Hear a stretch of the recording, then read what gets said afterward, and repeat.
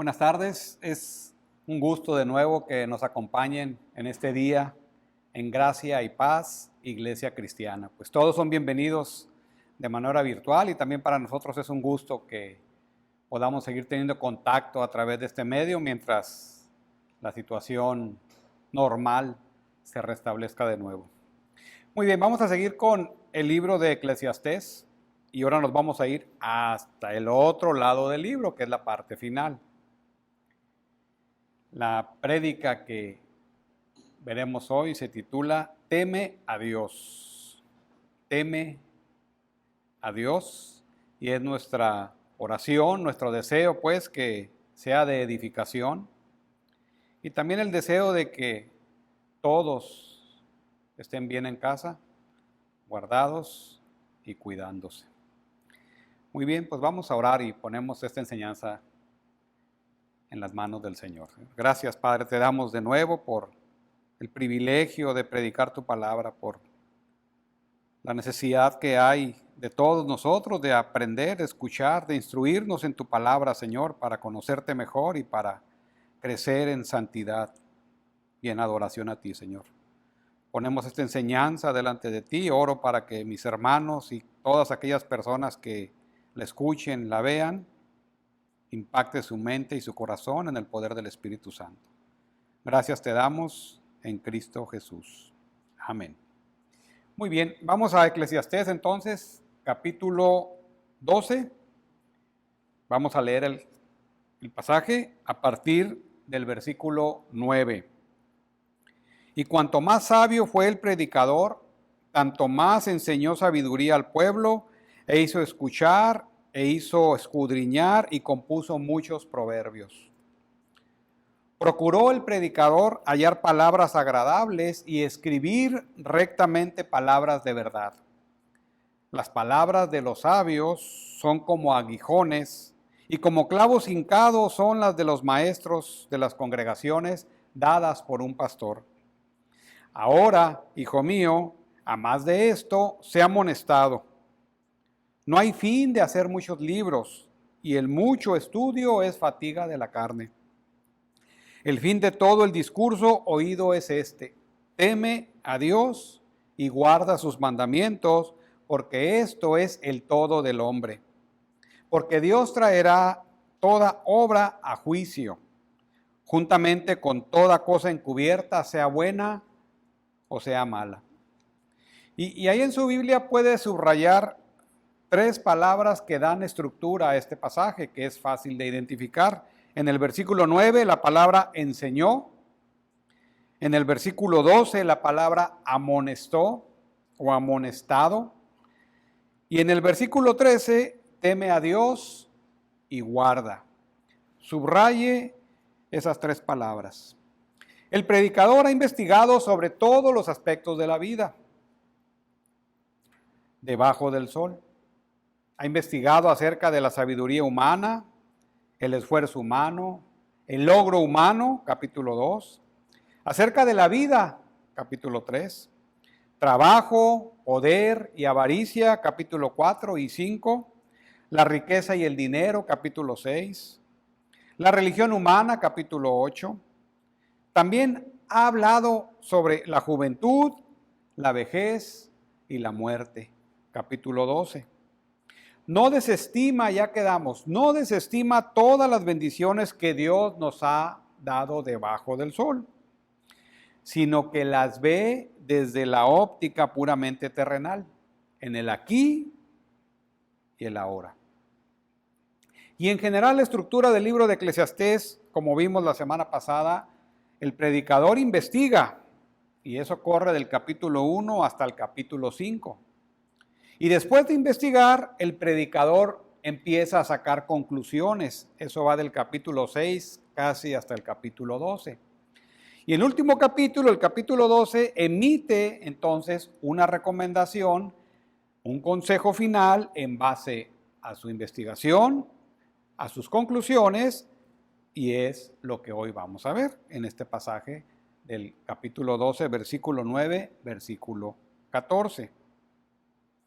Y él ha llegado, pues, a la conclusión en el versículo 8 de este capítulo 12, que todo es vanidad. Todo lo que se tiene debajo del sol es vanidad de vanidades, dijo el predicador. Todo es vanidad. Y si notan, el predicador termina este pasaje como inició en el capítulo 1. Vanidad de vanidades, dijo el predicador, todo es vanidad. Y ese versículo 2 del capítulo 1, como este versículo 8 del capítulo 2, es como una especie de llave. Es una figura literaria que se llama inclusión. Entonces es como una especie de llave donde en medio está todo el discurso del predicador. Todo lo que investigó, sus conclusiones, están en medio de esas dos frases. Es lo que él hizo, lo que él investigó y donde obtuvo sabiduría para enseñar al pueblo. Recuerden que el objetivo del predicador es ver la vida desde la perspectiva de debajo del sol. Esto es, haciendo a un lado a Dios, tratando de encontrar sentido, significado y propósito en la vida aparte de Dios. Y él concluye que eso es vanidad de vanidades. Y entonces, a partir del versículo 9 del capítulo 12, da el consejo final, vamos a llamarlo así. Y entonces, el predicador es un hombre sabio. Nos enseña sabiduría. Pero no es una sabiduría propiamente humana, aunque investiga y concluye desde la perspectiva humana, sino es una sabiduría divina con un propósito muy claro. Porque más allá de debajo del sol está Dios, el único Dios verdadero. Y les comentaba acerca de que subrayaran esas tres palabras que le da estructura a esta parte final del capítulo. Y entonces, eso nos lleva a que en este capítulo veremos tres elementos de la sabiduría que nos motivarán a temer a Dios. Instrucción, amonestación y exhortación. El primer punto es, la sabiduría nos motiva a temer a Dios por medio de la instrucción. Obviamente, nadie sabe lo que debe de hacer a menos que sepa que alguien le enseñe lo que debe de hacer. Esa es parte de la instrucción. Dice el versículo 9, y cuanto más sabio fue el predicador, tanto más enseñó sabiduría al pueblo. Enseñó. Instruir, instrucción al pueblo. Y entonces el predicador era un hombre sabio y puso a disposición de sus oyentes esa sabiduría. Él investigó, llegó a sus conclusiones y puso a la orden del pueblo esa sabiduría que él adquirió a través de todo su estudio. Y también era un maestro. Excelente maestro que dedicó a impartir esa sabiduría. Su gran experiencia, la manera como investigó, la manera como llegó a conclusiones importantes acerca de la vida y sus diferentes aspectos, lo capacitan para ello. Era un hombre sabio. Dios le ha dado sabiduría. Y hay que recordar que el concepto de sabiduría en la mente judía no es solamente adquirir conocimiento. El conocimiento es importante, pero no es eso solamente, sino va más allá, implica un aspecto práctico. O sea, una persona que es sabia es una persona que hace cosas, no nada más una persona que sabe cosas, sino que hace cosas. La sabiduría en la mente judía es un aspecto muy práctico de la vida del pueblo de Israel. Entonces, este hombre aprendió, adquirió sabiduría y compartió la sabiduría al pueblo. La enseñó. ¿De qué manera? Enseñó sabiduría al pueblo e hizo escuchar, e hizo escudriñar y compuso muchos proverbios. Obviamente, es una secuencia lógica de la instrucción. Este predicador enseñó sabiduría de una manera lógica, de una manera que el pueblo la pudiera entender. Escudriñó, compuso muchos proverbios. Bueno, era un buen maestro porque primero ponderó los asuntos a los que él estaba abocado. Debía investigar, luego de investigarlos, finalmente presentó al pueblo sus conclusiones. También escribió muchos proverbios ricos en sabiduría. La manera, pues, de transmitir el conocimiento de una manera oral y de una manera escrita. Entonces, el instruir es fundamental y fue fundamental para el predicador, para el maestro. Una manera lógica de instruir, pues, que apela primero al intelecto y luego al corazón, porque el conocimiento entra a través del intelecto. La palabra de Dios tiene esa manera de instruir. Nos instruye en todo lo necesario para nuestra salvación y para nuestra vida cristiana. Primera de Pedro 1:3. Y es lo que está haciendo el predicador. Enseña, instruye al pueblo en sabiduría. Bueno, el predicador también procuró, hallar palabras agradables. No solo instruyó y enseñó al pueblo, sino lo hizo de una manera muy particular. Versículo 10, a través de hallar palabras agradables. Y eso nos habla del estilo de la instrucción. No solo era sabio y buen maestro, el predicador, sino que tenía también un estilo muy particular de enseñar, con palabras agradables. Bueno, el predicador sabía de la importancia del estilo, ¿verdad? Para captar la atención de sus oyentes y fue muy diligente en ello. Por ejemplo, vean estas palabras agradables del predicador.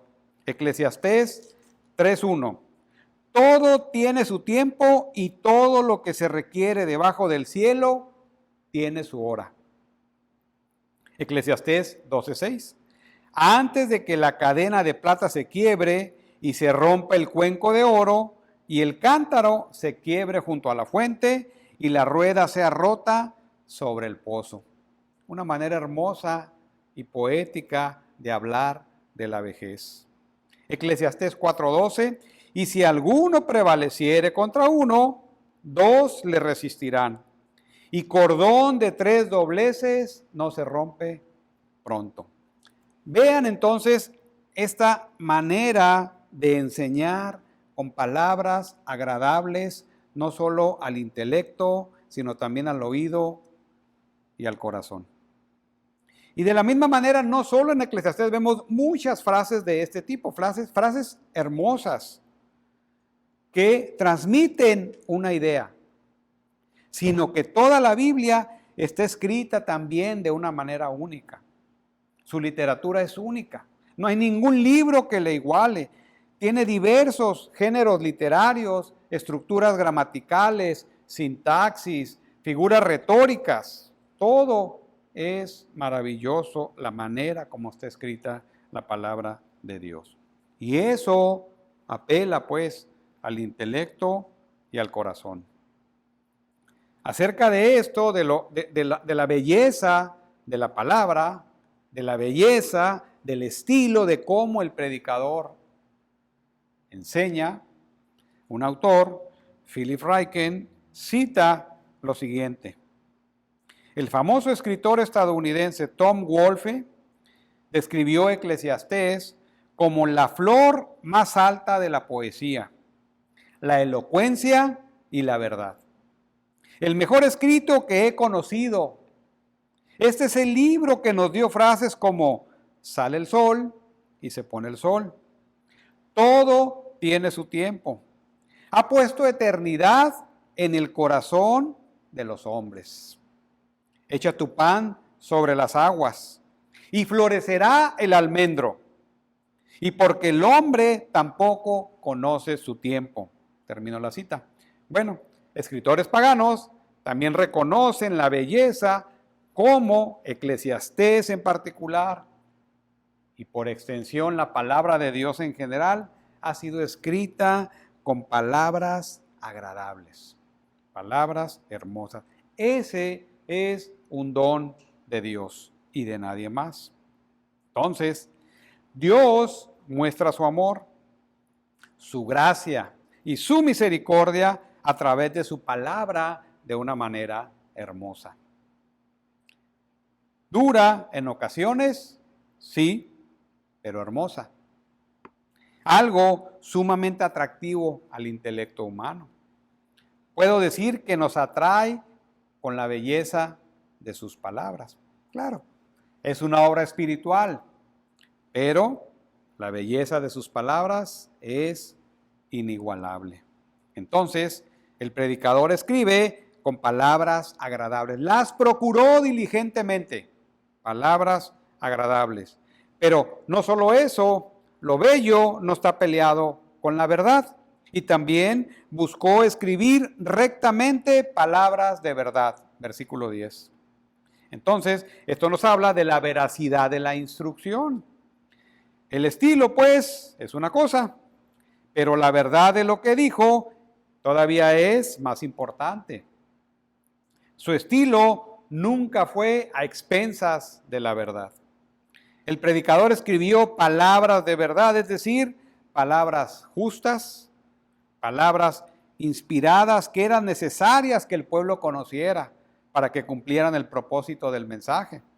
Después de todo, la verdad es necesaria y el predicador lo ha dicho. El libro de Eclesiastés es un libro de sabiduría. Y si hemos de aprender a temer a Dios, necesitamos primero la instrucción necesaria para conocerlo. Este es el objetivo del libro y de la palabra de Dios. El predicador se ha encargado de ello de una forma responsable, con una motivación correcta y con una manera agradable de decir la verdad. Ha dado instrucción. De la misma manera, pues, Dios a través de su palabra inspirada nos instruye a conocerlo a Él y a conocer nuestra posición ante Él, con el propósito de empezar a motivar, a mover nuestro corazón hacia Él. Sabemos, pues, que la palabra de Dios, la palabra inspirada de Dios es viva y eficaz. Nos muestra cómo somos. Nos hace un examen profundo de nuestra verdadera condición espiritual para llevarnos al punto necesario de pedir ayuda. Pero todo inicia con la instrucción. Conocer, Eclesiastés, lo que ha dicho el predicador, conocer la palabra de Dios. Entonces, la sabiduría divina nos motiva a temer a Dios por medio de la instrucción. Pero no solo es necesaria la instrucción, eso es solo el principio. Lo que sigue es conocer qué pretende el predicador que se haga con esa instrucción. ¿Cuál es el objetivo? Bueno, en este pasaje, el siguiente objetivo es advertir o amonestar. Y eso nos lleva a nuestro segundo punto, amonestación. La sabiduría nos motiva a temer a Dios por medio de la amonestación. Versículo 11, versículo 12. Leemos el 11. Las palabras de los sabios son como aguijones, y como clavos hincados son las de los maestros de las congregaciones dadas por un pastor. Entonces, el predicador no solo impartió instrucción como algo meramente reflexivo, como una experiencia humana propia, no, sino que quería producir un efecto en sus oyentes. Y para ello utilizó palabras como solo los sabios pueden hacerlo. Y de la manera particular como solo un sabio que tiene sabiduría divina. En forma de aguijones. Entonces, esto habla de la eficacia de la amonestación. Un aguijón era o es un instrumento como un tipo de vara larga que se utilizaban para guiar a las ovejas o a cualquier otro animal en la dirección correcta. Tenía una forma un tanto puntiaguda y con ese golpeaban al animal para que el animal, la oveja o cualquier otro animal, sin dañarlo, corriera por la dirección correcta. ¿En qué sentido entonces son las palabras de los sabios como un aguijón? Bueno, destruyendo la esperanza de encontrar significado sustancial a la vida aparte de Dios. Por ejemplo, una palabra como aguijón. Se me ocurre ahorita pensar en las carreras de caballos, los jinetes traen una especie de vara para golpear al caballo, es algo similar, ¿verdad? Aunque ahí le pegan para que agarre más velocidad, pero es algo similar. Aquí es para dar dirección. Vean, por ejemplo, este aguijón. Dice el predicador, vanidad de vanidades, todo es vanidad. Y entonces, si nosotros estamos confiando nuestra vida y en nuestra vida en todo lo terrenal, este aguijón viene a destruir ese sentir. Todo es vanidad.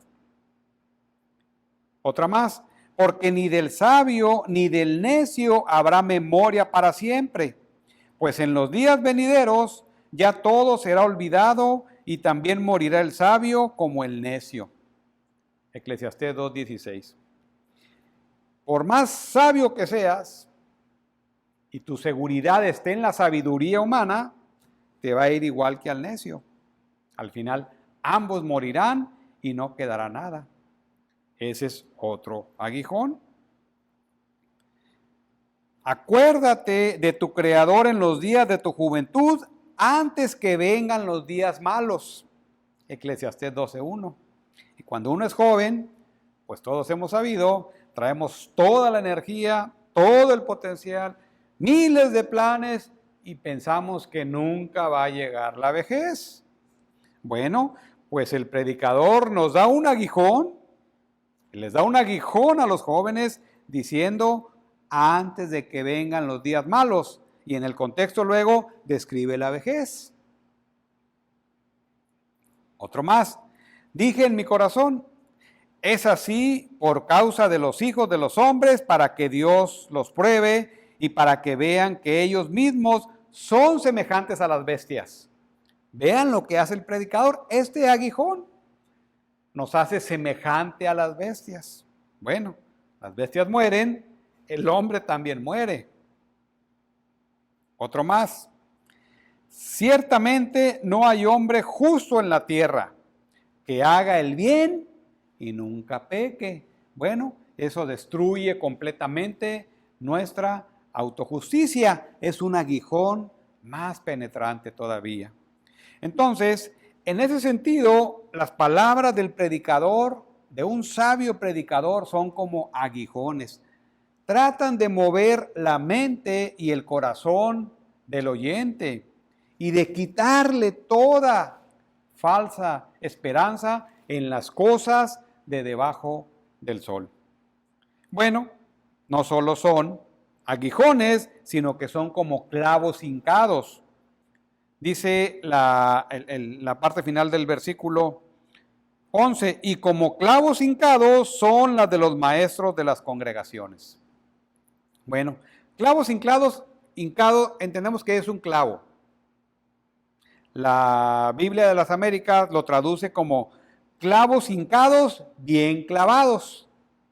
Denota pues el sostener y fijar algo muy bien. Y bueno, yo como a manera de ilustración, como cuando va uno a la playa, ¿verdad? Lleva su casa de campaña y pone uno ahí las estacas de la casa de campaña para poder levantarla y que el viento, la brisa del mar no mueva la casa de campaña. Las estacas tienen la función de sostenerla firme sin que se caiga. Bueno, eso es como un clavo, es sostener algo firmemente, ¿verdad? Y entonces, en ese sentido, pues hay estabilidad y seguridad. Esto quiere decir que las palabras de los sabios, como clavos hincados, no solo nos golpean como aguijones, sino que se fijan en la mente y en el corazón de los hombres para producir un efecto, para dar dirección, algo seguro y fijo en la vida, el rumbo correcto.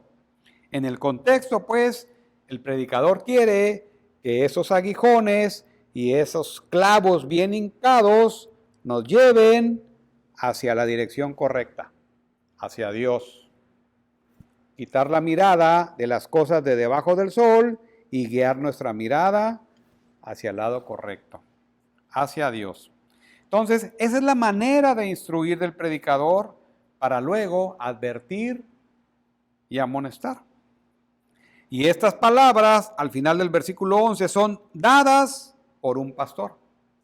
Y si ustedes notan el detalle, aquí pastor está con P mayúscula, igual en la Biblia de las Américas. ¿Quién es el pastor? Ese es el origen de la amonestación a través de estas palabras. ¿Quién es un pastor? Bueno, no es solo un pastor. Hemos recordado anteriormente que la figura de pastor se utiliza para referirse a Dios en el Antiguo Testamento. El pasaje clásico es el Salmo 23, Jehová es mi pastor. El Salmo 81, oh pastor de Israel, escucha.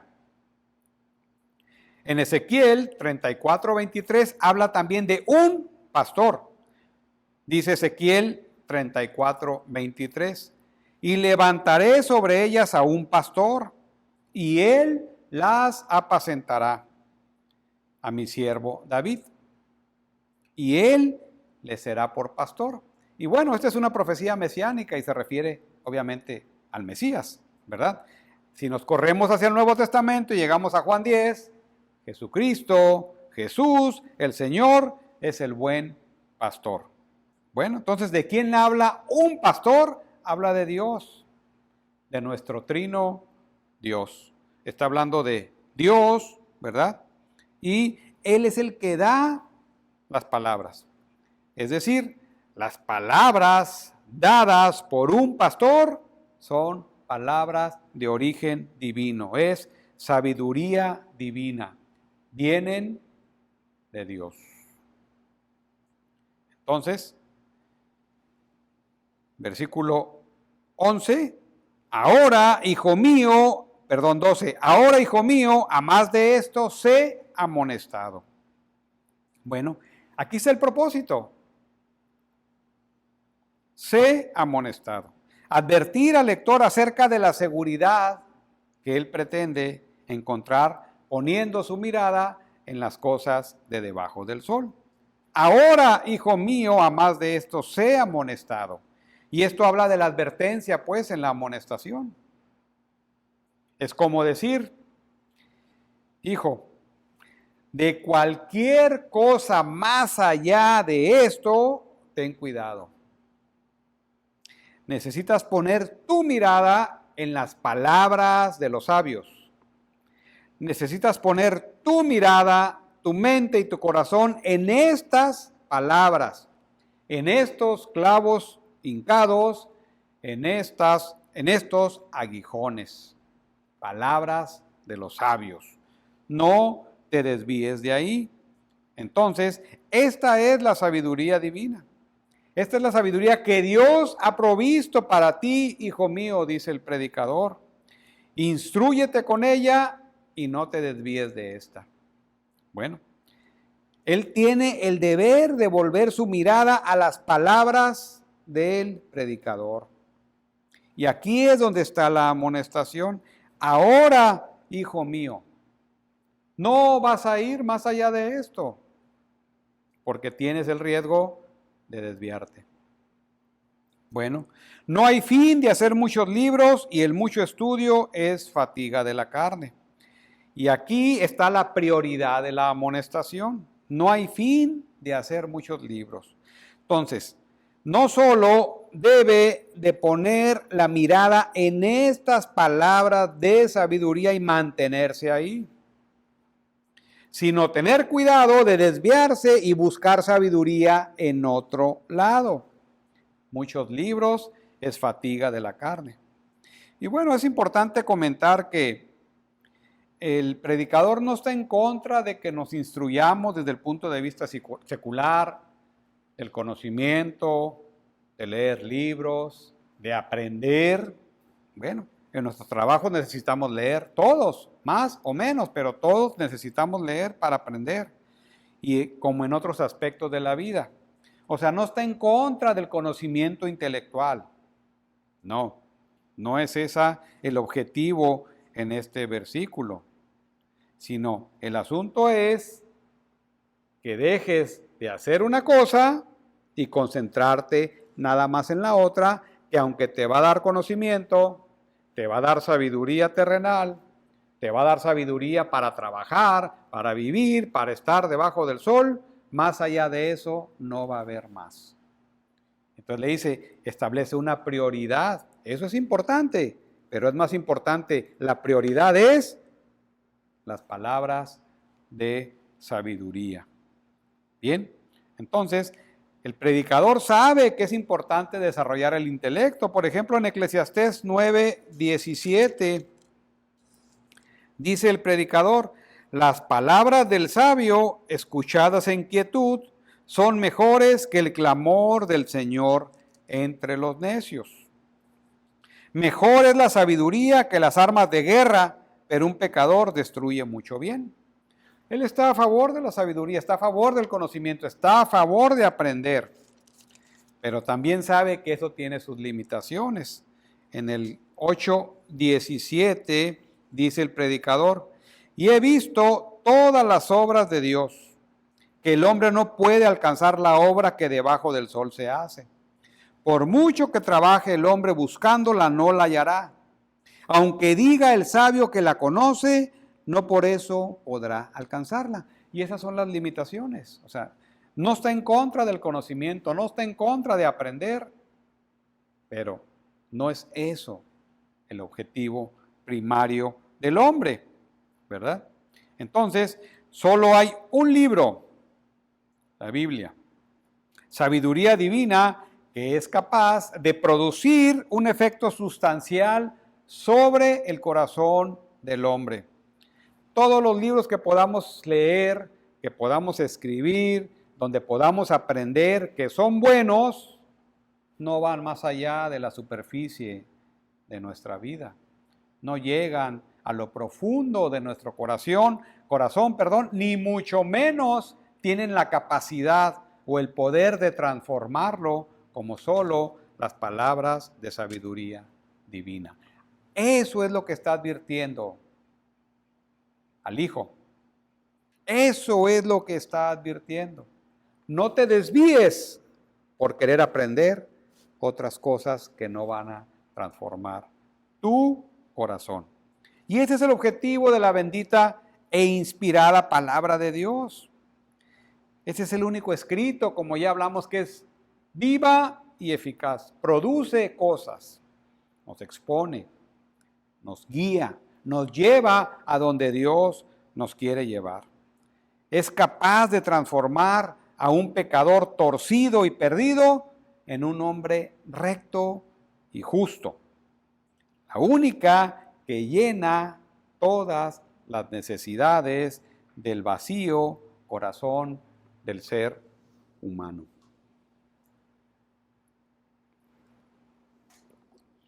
La sabiduría divina, pues, nos motiva a temer a Dios por medio de la amonestación.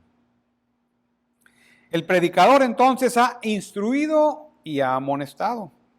Ahora llega al final de su discurso, de su libro. Su leitmotiv ha estado por debajo de la superficie de todo su libro, de todo su discurso. Y ahora lo trae a la superficie. Lo muestra de una manera sólida, sustancial y deslumbrante. Es el propósito de todo lo que nos ha enseñado. Eso nos lleva al tercer punto. La sabiduría nos motiva a temer a Dios por medio de la exhortación. Versículo 13, versículo 14. Leamos. El fin de todo el discurso oído es este: teme a Dios y guarda sus mandamientos. Y aquí es la exhortación, el carácter de la exhortación. Teme y guarda. Aquí es donde quiere llegar el predicador de todo lo que él investigó, de todo lo que él concluyó y de su consejo final. Teme y guarda. No hay mejor antídoto contra la vanidad de la vida, la idolatría, el buscar significado en la vida a través de las cosas terrenales que el temor a Dios. ¿Qué implica el concepto de teme a Dios?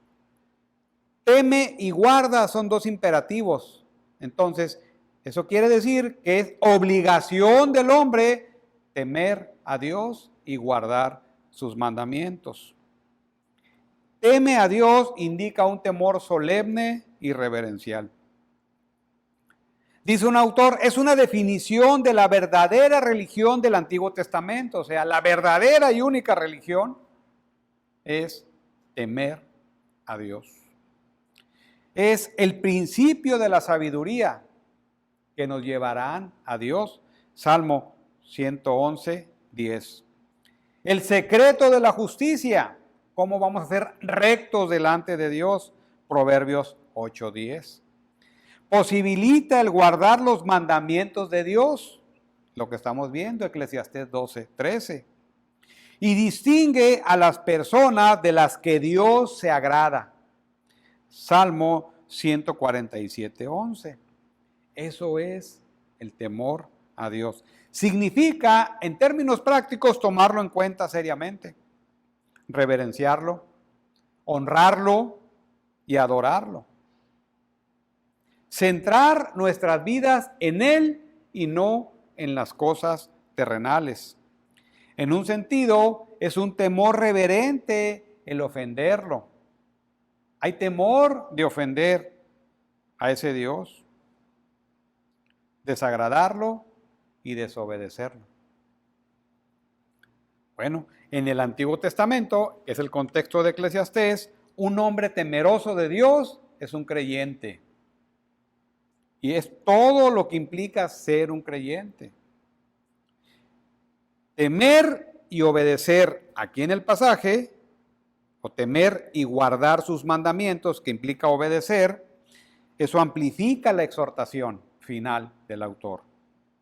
Ambos son imperativos, como ya comentamos. Ambos son una obligación para el hombre, como ya comentamos. Y temerle significa obedecerle. Quedamos que la sabiduría oriental, la del pueblo judío, es sabiduría práctica. Es conocer y hacer.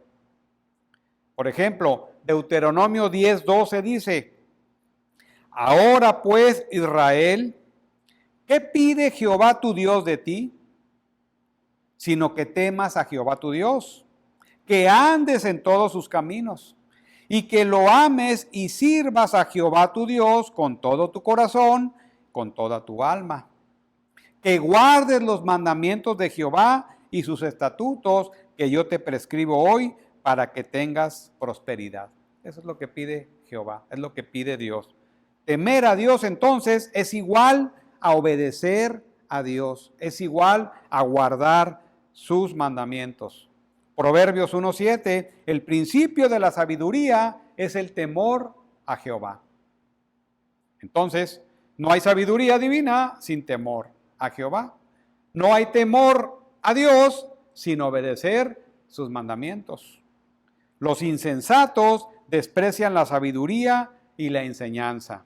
Y en Proverbios los insensatos son los desobedientes, los que no temen a Dios. La implicación es clara. Si no hay temor a Dios, no hay obediencia.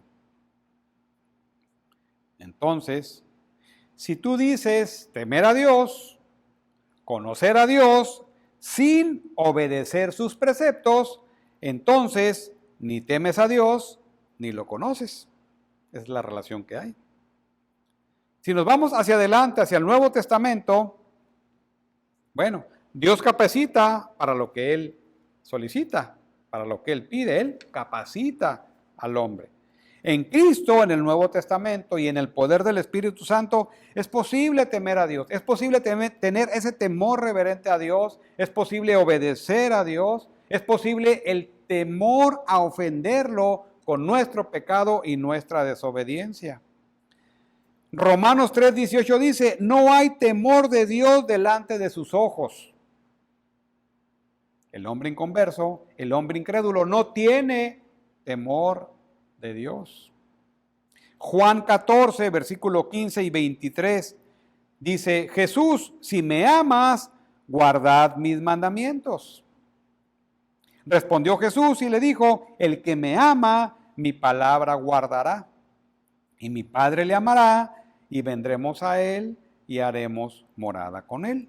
Entonces la relación entre el temor a Dios, el obedecerlo y el guardar sus mandamientos y el amarlo. Primera de Juan 4, el que dice, yo le conozco y no guarda sus mandamientos, el tal es mentiroso, y la verdad no está en él. Pero el que guarda su palabra, en este verdaderamente el amor de Dios se ha perfeccionado. Por esto sabemos que estamos en él. Y entonces esa es la relación que hay en el temor de Dios. El temor de Dios entonces implica obedecerlo, amarlo, guardar sus mandamientos. Y Dios nos capacita. En Cristo, en el poder del Espíritu Santo, Él nos capacita para hacerlo. Esa es la exhortación. Teme a Dios y guarda sus mandamientos, dice el predicador. Y da la razón. Porque esto es el todo del hombre, versículo 13. Esto es el todo del hombre y esa es la razón de la exhortación. No hay otra cosa que Dios demande del hombre que temer y guardar sus mandamientos. Ese fue el diseño original. Ese fue el diseño de Dios para el hombre antes de la caída. Temer y guardar sus mandamientos. Pero a partir de la caída, a partir de que el pecado entró al hombre, todo esto se vino a torcer, todo esto se vino a trastornar, se perdió la comunión con Dios, se perdió la capacidad de temerlo y obedecerlo. Y eso necesita ser restaurado. Y eso empieza pues a ser restaurado. Ahora en Jesucristo puede ser restaurado. En Él y solo en Él está la opción de poder cumplir lo que Él pide, en Jesucristo. Todo del hombre. Esto es el todo. El único propósito del hombre en su vida es temer a Dios y guardar sus mandamientos.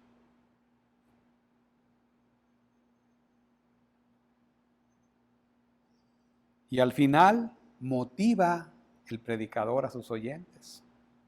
Dice, porque Dios traerá toda obra a juicio.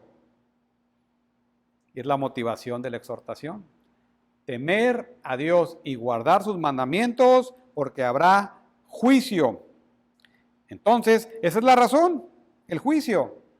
La manera contundente de terminar, pues, es con una advertencia de juicio para el hombre, para el que no teme a Dios y guarda sus mandamientos. Bueno, 1 Corintios 15:13 dice, porque si no hay resurrección de los muertos, tampoco Cristo resucitó. Y si Cristo no resucitó, vana es nuestra predicación, vana es también vuestra fe. Y entonces, si Cristo no resucitó, nadie va a resucitar. La vida se acaba aquí y ahora la vida se acaba con la muerte. Y eso implica que si la vida se acaba con la muerte, pues tampoco hay un Dios. Tampoco hay un juicio. Pero dice el predicador, no, porque Dios traerá toda obra a juicio. Hechos 17:31 dice, por cuanto ha establecido un día en el cual juzgará al mundo con justicia por aquel varón a quien designó, aquel varón, dando fe a todos con haberle levantado de los muertos. Aquel varón es Jesucristo, y Jesucristo resucitó, como afirma 1 Corintios 15. Y si Él resucitó, los demás resucitaremos. Y entonces, juicio. ¿Bien? Juntamente con toda cosa encubierta, sea buena o sea mala. Es la motivación de la exhortación y el alcance de la exhortación. Es, que dice aquí, toda cosa encubierta, sea buena o sea mala. No habrá nada que no haya de ser juzgado por Dios en su tiempo. De Dios no podemos esconder ningún acto, sea bueno o sea malo. Romanos 2:16 dice, en el día en que Dios juzgará por Jesucristo los secretos de los hombres conforme a mi evangelio. Jesucristo es el juzgador. Él será el juzgador de todo lo que hagamos. Sea bueno, dice el predicador, o sea malo. Pero todo es todo. Bueno, Jesucristo es el que juzga, es el que juzgará. Pero también es el que puede perdonar. Romanos 3:26, más adelante, con la mira de manifestar en este tiempo su justicia, a fin de que Él sea el justo y el que justifique al que es de la fe en Jesús. Y entonces, en Cristo hay juicio, pero también hay salvación y hay perdón. Romanos 3:26. Entonces, la sabiduría nos motiva a temer a Dios por medio de la exhortación. Nos exhorta a temer y a guardar sus mandamientos porque habrá juicio de todo, lo bueno o lo malo. Y es el punto final donde quiere llegar el predicador. El predicador quiere advertir al joven, acuérdate de tu creador en los días de tu juventud, dice el versículo 12:1 en el contexto inmediato. Pero quiere advertir a cualquiera que escuche sus palabras de sabiduría, de que viene juicio, de que tu deber es temer a Dios y guardar sus mandamientos. Y para eso ha advertido, ha amonestado y ha instruido para cumplir ese propósito. Es decir, Dios en su misericordia, Dios en su gracia, nos da precisamente esta palabra para animarnos a quitar la mirada de las cosas de debajo del sol y ponerla en la dirección correcta. Dios, en Jesucristo, donde hay salvación y perdón. Y donde uno va a encontrar significado y propósito en la vida. Es la respuesta que estaba buscando el predicador. Y aquí está la respuesta. Teme a Dios y guarda sus mandamientos. Dice el capítulo 6, versículo 1. Hay un mal que he visto debajo del cielo y muy común entre los hombres. El del hombre a quien Dios da riqueza, bienes, honra. O sea, Dios nos da todo en su gracia. Todo lo que podamos disfrutar en esta vida. Dios viene de Dios. ¿Es nuestro esfuerzo? Sí. Nos esforzamos, estudiamos, trabajamos, sí. Pero todas esas capacidades vienen de Dios. Pero Dios no quiere que te quedes ahí, sino que voltees a ver al dador de esas capacidades. Y ahora en Cristo es posible voltear a verlo. Bien, entonces, cito a un autor y con esto terminamos, Warren Wiersbe.